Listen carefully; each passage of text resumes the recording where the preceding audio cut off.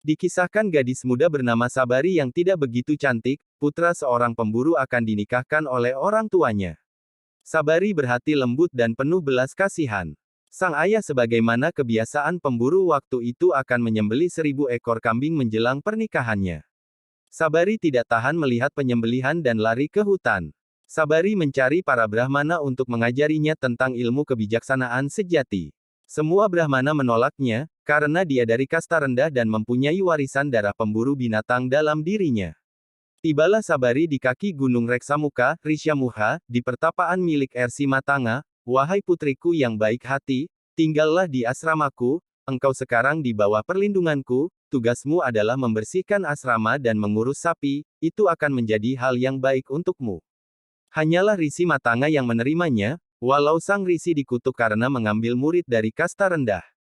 Sabari amat senang hatinya karena telah diterima oleh Ersi Matanga sebagai murid. Sehari-hari Sabari melakukan tugasnya dengan sangat baik di pertapaan yang damai itu.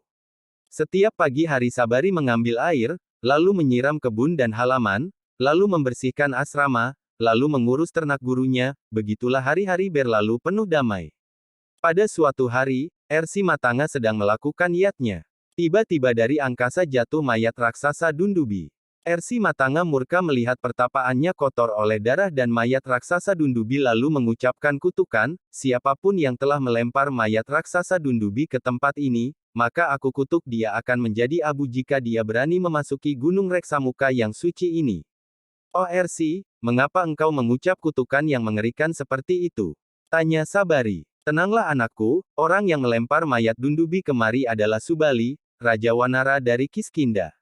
Kelak Subali akan bermusuhan dengan Sugriwa adiknya sendiri. Lewat kutukanku ini, maka pertapaan dan Gunung Reksamuka ini, akan menjadi satu-satunya tempat yang aman bagi Sugriwa, bukankah itu suatu berkah buat Sugriwa?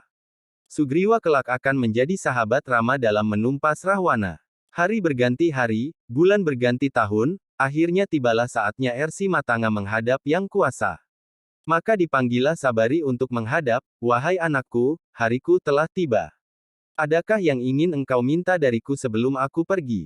Sabari menjawab, tuanku, jangankan menguasai, bahkan mempelajari ilmu kebijaksanaan sejati pun belum. Jikalau engkau pergi menghadap Tuhan, maka ajaklah aku pergi bersamamu wahai Ersi. Sabari, dengarlah wahai putriku. Kelak Tuhan akan menjelma sebagai Rama, dan Tuhan dalam wujud Rama akan datang bersama adiknya Laksman ke pertapaan kita ini. Kerjakanlah tugasmu agar ketika Rama datang, asrama kita selalu dalam keadaan bersih dan indah. Mintalah pengetahuan sejati langsung padanya. Setelah memberi pesan yang terakhir, Ersi Matanga lalu moksa. Sabari berusaha melaksanakan perintah gurunya dengan baik. Setiap hari setelah membersihkan dan merapikan asrama, Sabari memetik bunga dan memetik buah-buahan untuk dipersembahkan kepada Tuhan dengan wujud Rama. Hal itu rutin dan tekun dilakukannya, setiap hari. Ya setiap hari, karena gurunya hanya mengatakan kelak Tuhan akan datang, tapi tidak tahu hari apa bulan berapa. Hari berganti hari, bulan berganti tahun. Sugriwa datang meminta perlindungan dari kejaran kakaknya Bali. Sugriwa lalu dipersilahkan menempati puncak Gunung Reksamuka sebagai tempat persembunyiannya. Senang bukan main hati Sabari karena satu pesan gurunya tentang kedatangan Sugriwa sudah terwujud. Maka Tuhan Rama dan adiknya Laksmana pasti akan segera datang, pikirnya.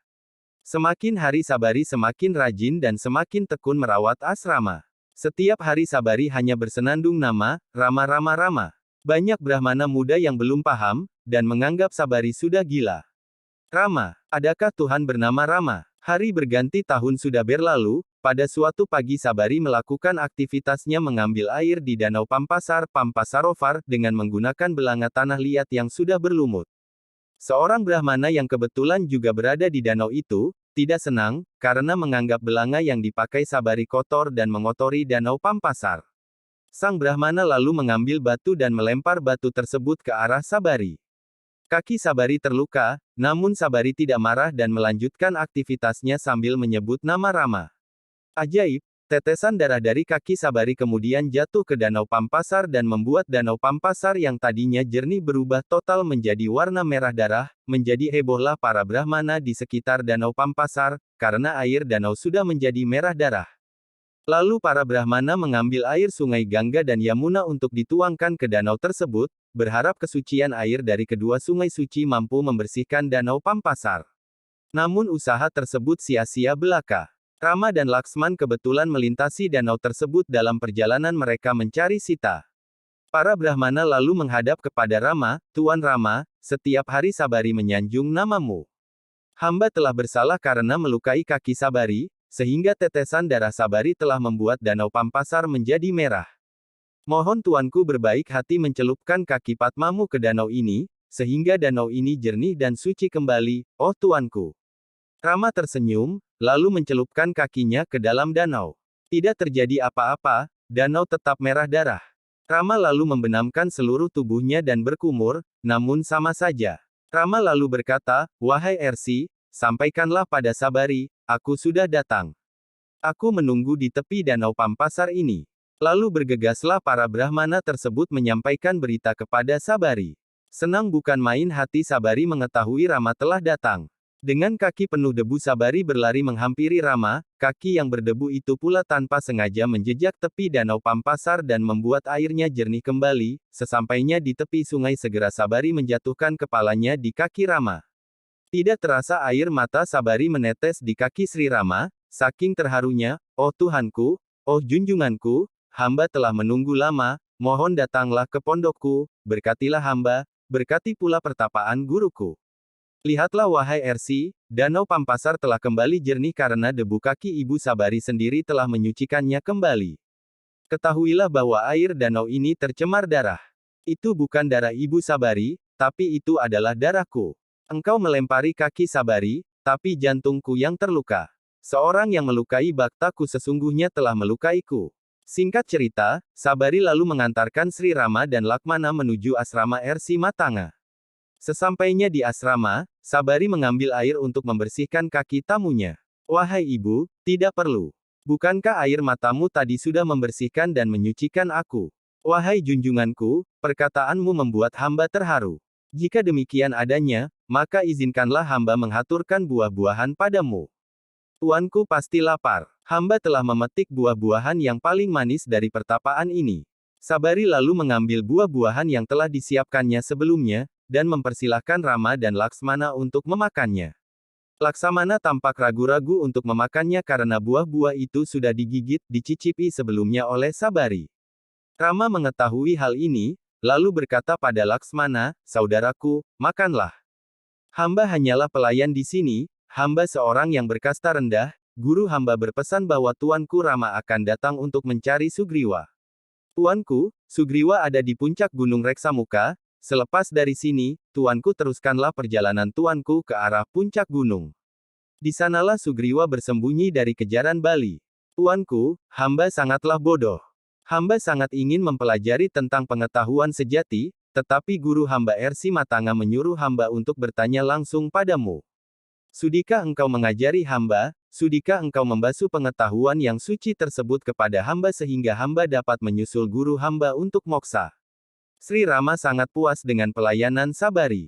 Lalu Sri Rama menurunkan ilmu pengetahuan berupa Navavida Bhakti, yaitu pertama adalah satsang atau pergaulan dengan para penyembah yang mabuk cinta dan orang-orang saleh. Yang kedua adalah mengembangkan selera untuk mendengarkan cerita-ceritaku yang mirip nektar atau sravanam. Yang ketiga adalah pelayanan kepada Tuhan atau guru. Keempat adalah menyanyikan kirtan chorus komunal. Japa atau pengulangan nama suciku dan pengucapan bajanku adalah ekspresi kelima. Untuk selalu mengikuti perintah kitab suci, untuk melatih pengendalian indera, keluhuran karakter dan pelayanan tanpa pamrih, ini adalah ekspresi dari mode bakti ke-6. Melihat aku dimanifestasikan di mana-mana di dunia ini dan menyembah baktaku lebih dari diriku sendiri adalah cara ketujuh dari bakti. Tidak menemukan kesalahan pada siapapun dan merasa puas dengan nasib seseorang adalah cara bakti ke-8.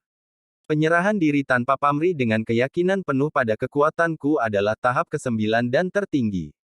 Setelah mendengar ilmu pengetahuan langsung dari Tuhan sendiri, Sabari yang sederhana lalu mencapai kebahagiaan tertinggi, mencapai moksa.